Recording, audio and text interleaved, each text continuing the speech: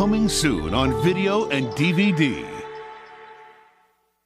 The Emperor's New Groove tells the story of Cusco, a selfish and narcissistic emperor of a nondescript ancient Incan empire who is a massive jerk to everyone around him and who is looking to destroy the village of simple llama herder Pacha in order to build a theme park summer getaway for himself as a birthday present.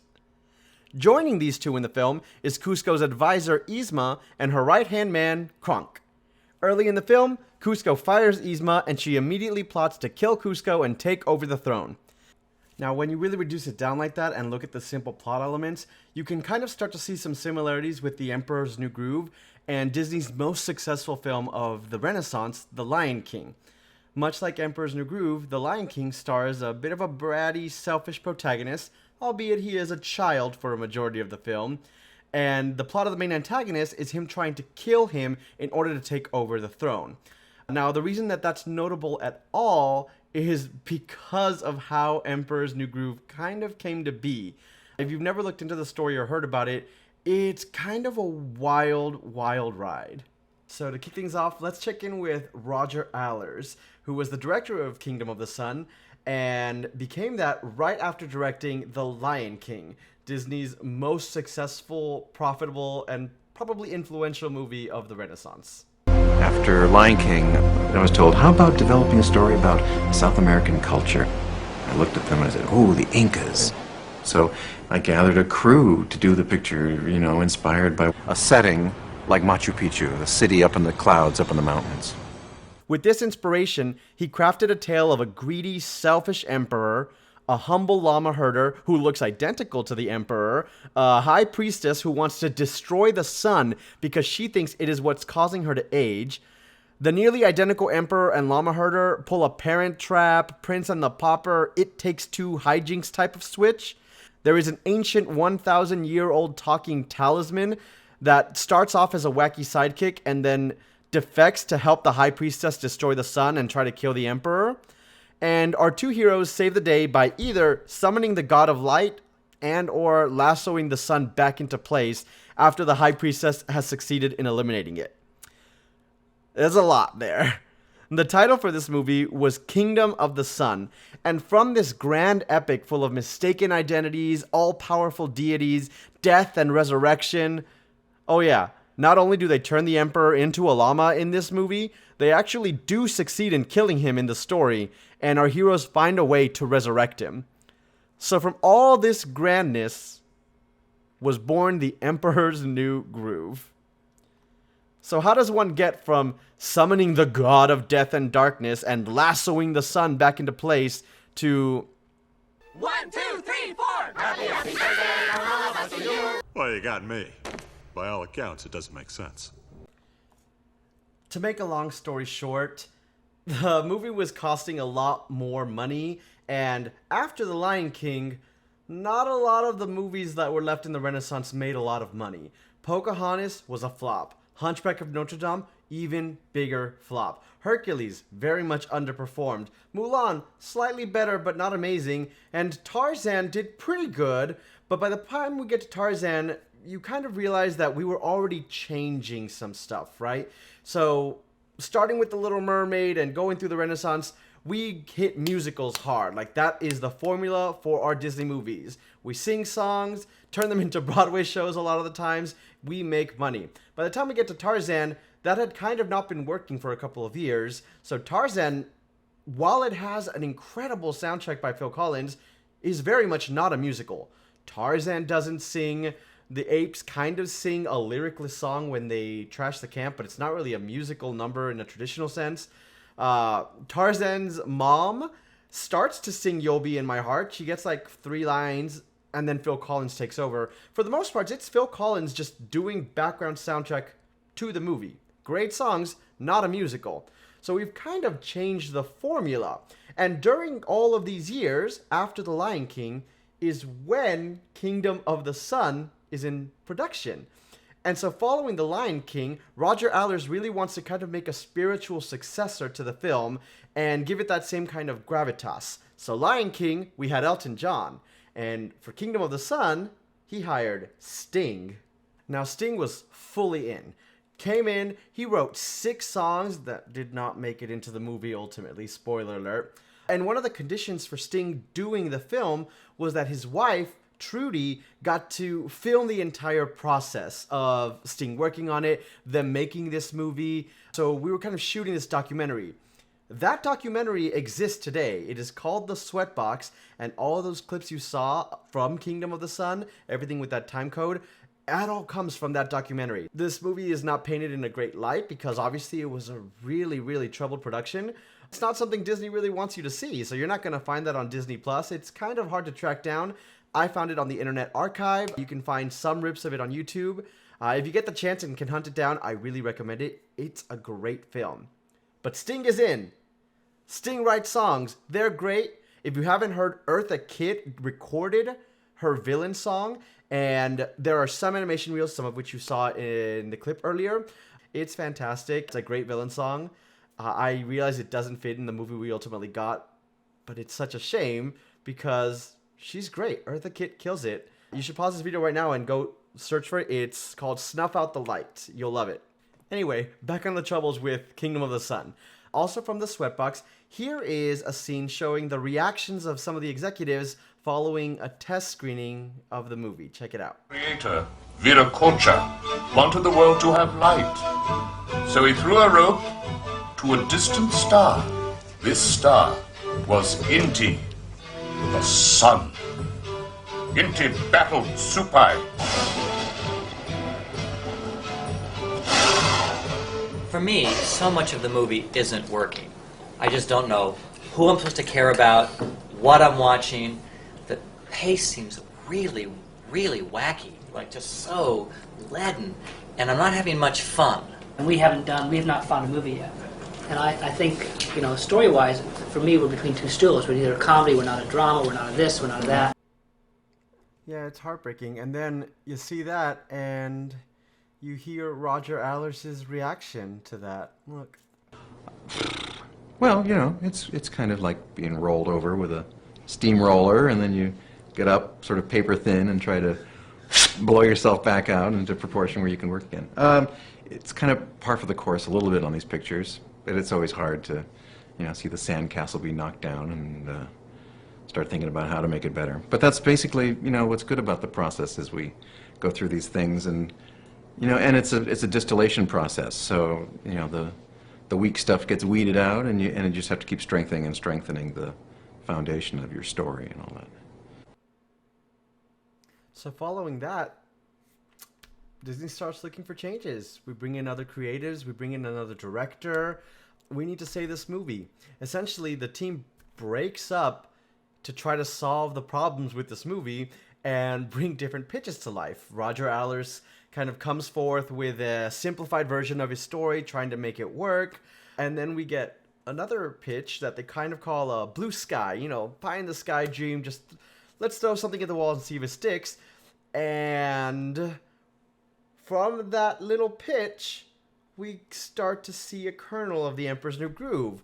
We focus on Menko, the Emperor, instead of Pacha, the villager. We kind of really simplify the story to just be about, hey, can a common person make an arrogant emperor more humble and into a good leader? And from that, we kind of start molding this little wacky comedy. Throw out the gods, throw out the stuff with the sun. Well, he'll still turn into a llama. Like, that's important. But we start losing a lot of the elements of the movie. And guess what? Disney execs kind of like that. They're like, that's the one. Almost overnight, it seems, they made the change. Some uncomfortable calls had to be made. Sting is pretty much told all of his songs are unusable. Roger is told, hey, this movie you've been working on for 4 years, we're completely changing it. We're going in this direction. Still work on it, And while he does eventually, Roger Allers does leave the project. He's not accredited. He might be credit director, but he does leave the project. He does not follow Emperor's New Groove into completion. He's still around as this change is happening and is there when it is announced that the movie is changing. And so if you thought Roger Allers was sad in this last clip, wait until this one. The day before, I was in Philadelphia sending my, helping my daughter get into college, preparing, helping her move into college, and basically, my firstborn child, saying goodbye to her, knowing that this is really marks the end of her time, living at home. So that's very emotional. And then the next day I came back and basically pitched this thing, and watched this other baby, go. So it was like two really intense goodbyes, one after the other. And it's an emotional thing you have to get past. So Rogers leaves the project. And what changes? Well, we no longer have any Prince and the Pauper style storyline. There's no mistaken identities. Pacha is aged up to be an older llama herder. Kuzco does become a llama still. Yzma still poisons him. There's no deities, no sun god, no sun lassoing, no death and destruction of that kind.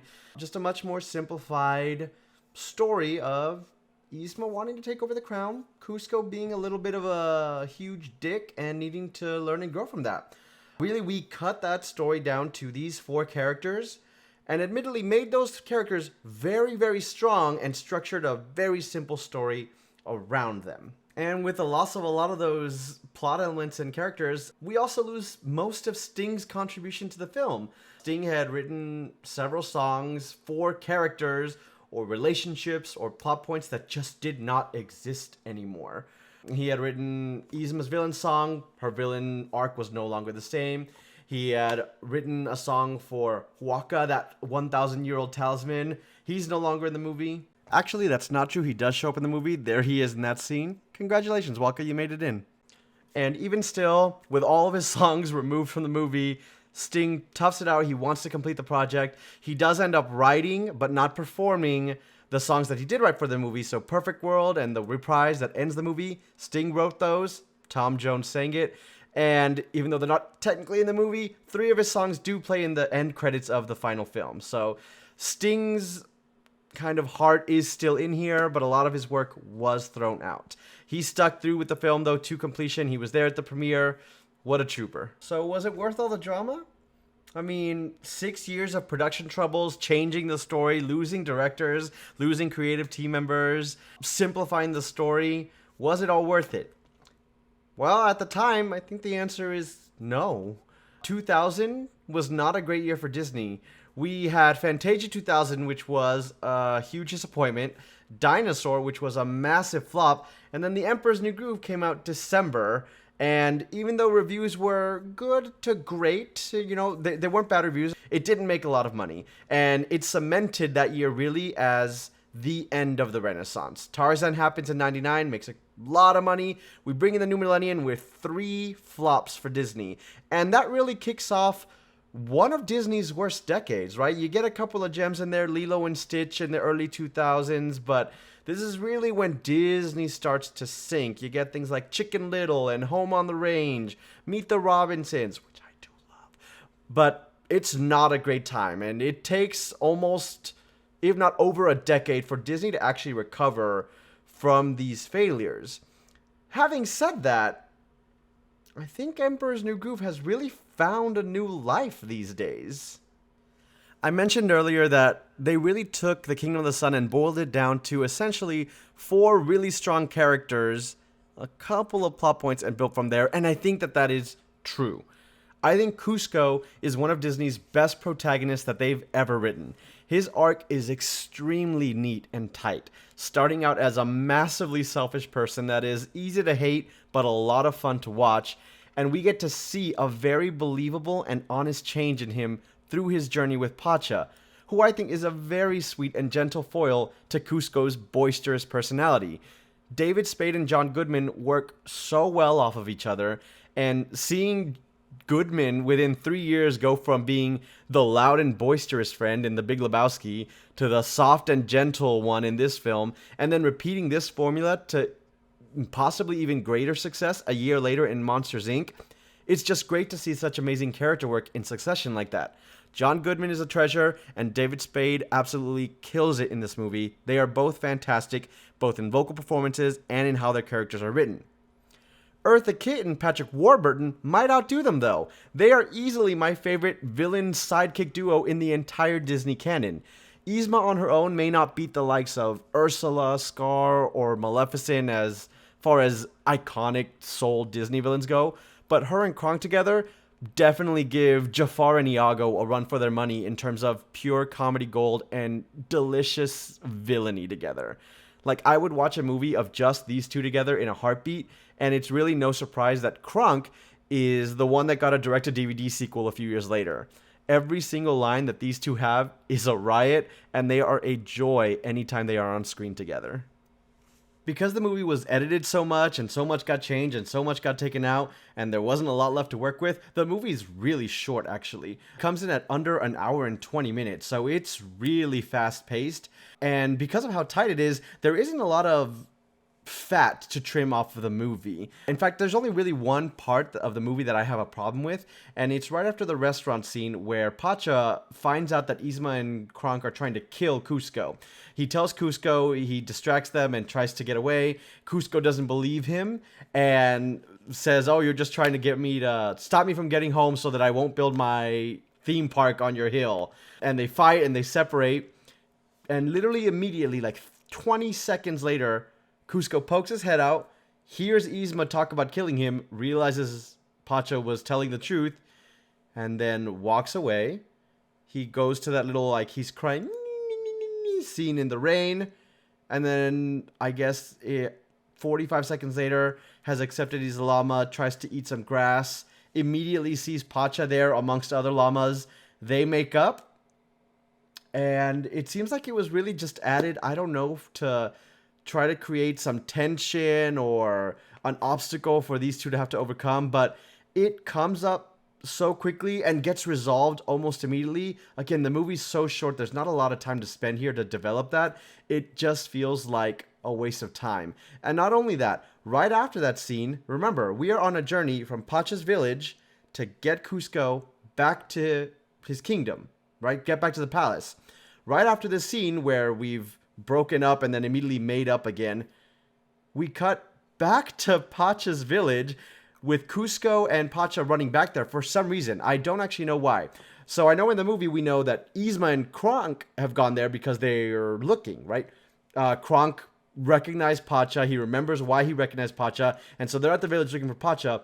But Kuzco and Pacha don't know that. So why would they go back to the village if they're trying to get to the palace? Especially now that there's like much more haste needed because, oh my god, someone's trying to kill Kuzco. We've got to get there fast. Why do we go back home? It doesn't make any sense to me. You know what? Let's give them the benefit of the doubt and say that Pacha had to go back to get this arrow rope combo here to get over this gorge. Also, while we're talking about the movie, I want to give another shout out to Sting here. Remember, all of his songs got cut, but he still stuck it out, added some new songs. He also saved the ending of Emperor's New Groove. So originally, we had the movie that we have here that we ended up with. Kuzco is a better person at the end. He's super nice. And he tells Pacha almost word for word the same thing we hear, you know. Oh, you took me through those, I ran all across those hills and I didn't hear any music. So I'll be taking my water park somewhere else. And Pacha's like, you know, I think I heard some music on the hill next to us, just in case you were interested. And the movie ends with Kuzco essentially going to that hill, bulldozing and destroying the rainforest that's there and building his theme park so that, you know, he can be next to Pacha. And Sting read that in the script and told the filmmakers, like, hey, I don't like this. Like, he's destroying the rainforest. He's destroying nature to still build a theme park, like a big vacation home. This goes against everything I stand for, you know. And they looked at it and they're like, oh, I guess that does make sense, huh? Because if you think about it, all that shows us is that Kuzco hasn't really changed. He doesn't care about people or care about nature or anything. He just likes Pacha now, and he wants to be close to Pacha, and that's nice and all, but that's not really huge growth. So because Sting said something, they changed it. And if you look at the movie now, he does move to the hill next to Pacha, but he's just got this like little shack, and it's much more of a wholesome, like, Kuzco's a family man now, and he likes to be surrounded by people, and he's friendly, and he's wearing a poncho made by Pacha's wife with a llama on it. It's a much sweeter ending, and just a huge shout out to Sting. Again, like, so much of his contribution torn away from this movie, heartbroken by it, I'm sure, and stuck through to the end, saved the movie's ending, and I mean, he really pulled through for The Emperor's New Groove. Thank you, Sting. And those are really my only critiques of the film. Apart from that, I cannot overstate how much I love this movie. Every time I watch it, I am just laughing for a good hour and 18 minutes. I like the music that was left over. I love Perfect World. I love all four of our main characters. I think Kuzco, Pacha, Kronk, and Yzma are all iconic, hilarious, work so well together, and it's really a testament to how well you can make a movie when you just have strong characters. It must have been so fun to write for them, so easy to just create these wacky situations that they get into. And it's no surprise that not only did a straight-to-DVD sequel get made, but we also got a cartoon program on Disney Channel made for this movie. Because these characters are just that strong, and when you have strong characters like that, you want to keep telling stories about them. You know, and for all the heartbreak and pain and torture that Roger Allers and his team had to go through to make this movie, I mean, everyone involved in the production of Kingdom of the Sun, I can't imagine what it must have been like. Well, you know what? I don't have to imagine, actually, because I saw The Sweatbox. It's a great documentary, and it looked horrible. But I'm so glad that documentary exists, and I really do recommend you hunt it down and watch it if you have any interest in how animated movies are made. It's just such a rare sight to see, a process almost from beginning to end in such gruesome and dirty detail. It's no wonder Disney wants to bury this thing, but it is a really exciting watch. And throughout all that pain and loss and grieving, I gotta say, I am interested in the movie that they would have made, but I can't be too mad because I love The Emperor's New Groove, and I know so many of you all agree with me. It is one of the funniest movies Disney has ever made. It's up there with funniest animated movies of all time, right up there with Shrek and Shrek 2. Quick ADHD tangent while we are on the topic of Shrek and Shrek 2. So it's well known that when Jeffrey Katzenberg split off from Disney to help create DreamWorks Animation, he took not only animators with him, but also the knowledge of all the ongoing Disney movies with him. So Katzenberg left the company in 1994 following The Lion King's release, and coincidentally, when Emperor's New Groove / Kingdom of the Sun was beginning. And let's take a look at those first couple of movies that DreamWorks released. We have Ants, a very quickly thrown together bug comedy that was rushed to come up before Pixar's A Bug's Life. We have Shrek, a movie that was made to just give a huge middle finger to all things Disney, and especially Michael Eisner. We have Shark Tale, releasing So Close to Finding Nemo. But before both of those, we have The Road to El Dorado, a movie about an ancient South American-ish empire presented as a buddy comedy with gods and deities and mistaken identities playing a huge part, and a high priest who is dead set on summoning the wrath of the gods and keeping old sacrificial ways alive. And while that may not sound anything like The Emperor's New Groove, it sure does sound real close to the epic that Roger Allers wanted to make right after The Lion King, doesn't it? And in terms of copying that grand scale Allers was going for to replicate the success of The Lion King, look who DreamWorks got to do the music for Road to El Dorado.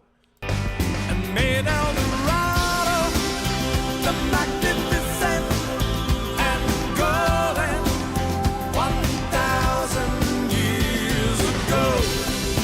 And look, I'm a big defender of Road to El Dorado myself. I love that movie, and that's a banger soundtrack. Elton John and Tim Rice are a great songwriting duo. Might not be as good as The Lion King. It's not as good as The Lion King. But I love it. And I love a lot of DreamWorks' early output. I'm not saying it was a bad strategy. I just think it's funny. And I think it's really interesting how they ripped off a movie that Disney was going to make, but that they didn't end up making. And what we ended up with was two distinct buddy comedies that were born essentially from the same fruit. And I just think that's really interesting. And I like both movies. Emperor's New Groove is better. But I love both movies. And in a way, because of Kingdom of the Sun, we kind of got a buddy comedy movie coming out from the ashes of that. And we still got an epic musical version a la The Lion King with Elton John style music provided by Elton John. I just think that's there's something really interesting and, almost magical about that. Emperor's New Groove is better, though. And those are my thoughts on the movie. So some of you may know because I own and run a Disney pin trading page on Facebook, and that's really where this project was born from. We've been doing a lot of polls in the past couple of weeks on favorite Disney movie, favorite Pixar movie, your favorite soundtrack, and that's been a lot of fun, and it sparked a lot of discussion in the comments about why we like these movies, why these are our favorites, what are your rankings, and that got me thinking, there's a couple of movies I hadn't seen, not many, but a couple of Pixar and Disney movies that I haven't gotten around to yet. And with people asking me my ranking, I was going to go and watch them separately, but I got the idea to start talking about Disney movies here with you all because it's something that I've always wanted to do. And I was like, what a great project it would be to rewatch all of these movies, every single Disney and Pixar one, have them fresh in my mind, and start ranking them live as you watch them with me. So to that end, we've made a Disney movie club on that Facebook page, and I'll probably start a Discord channel for us soon. Where I have put all of the Disney Pixar movies into a wheel. Every week, we'll pull out a random one. You have all week to watch it, and the weekend, we're going to discuss it. I'm going to make a video talking about it and post it up, and then throughout that process, I'm going to slowly rank them. So The Emperor's New Groove is our first movie, so right now, congratulations, Emperor's New Groove. You are my number one Disney movie on a list of one. And as I watch more movies, I think it'll be really organic and easy to say, okay, well, did I like this better than the previous movies I've watched or worse? And we'll start slowly building that list. By the end, I'll have my full ranking of all Disney and Pixar movies. I also like the idea of going random. I think it's going to keep it really fresh, and it's better than, say, going chronologically or anything like that. So, if that interests you, if you want to hear what I have to say about these movies, or if you just want to kind of join the Disney Movie Club with us and rewatch all of these great movies and maybe catch some new ones, make sure to like, follow, and subscribe. I'm going to add the link below to that Facebook pin group. It is Pins and Poison. That's the group that I run. And as soon as I make a Discord, I'll link that as well if you want to just chat about Disney movies and Disney pins don't really interest you. But I'm so excited to go on this journey with you all. This is something I've been wanting to do for a couple of years, and I'm really excited that this project with that community has motivated me to do that. So, Emperor's New Groove, kind of a 10 out of 10, y'all. Love it. Hope you love it too, and I'll see you on the next one. I'd like to thank the sponsor of this video, my full-time job, me. There's no sponsor. No one is paying me to make these videos. I wish. But yeah, thanks so much, y'all. I hope you enjoyed the video.